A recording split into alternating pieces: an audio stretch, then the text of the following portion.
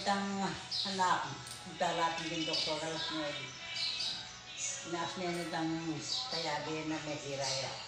Kami sa tiyana may hamin sa lumakot na laking basilya.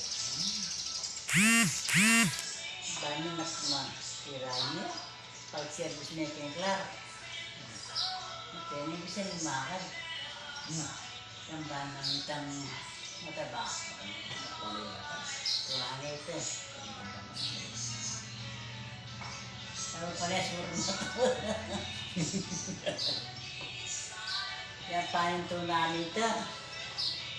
Mag-service siya ka rin mga kapatid Clark. Kaya naman akong baterya. Maya pang isa rin na nitang gaya.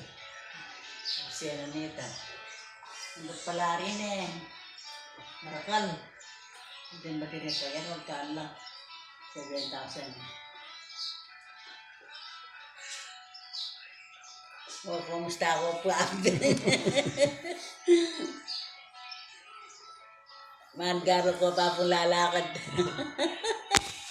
Yan mga subscribers, ngayon po ay August 5 po yung ating updated therapy kay Apong Bining Yumol Gomez. Dito po tayo sa Maluyos, Bicol, Mabalacat, Pampanga. So siya po ay 83 years old at na-stroke po yung kanyang kaliwang bahagi at nagkaroon pa siya ng arthritis. Pero sa tulong at awa ng Yan ang Diyos. backstab yan pa niyan. Yan, katama na libre.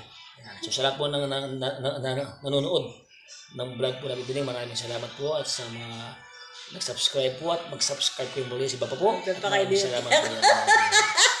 So this is our ayan. So samahan po kami sa aming walking therapy. Ayan o. Tama si First Lady of the Philippines. Oh. Oh, dami na yan.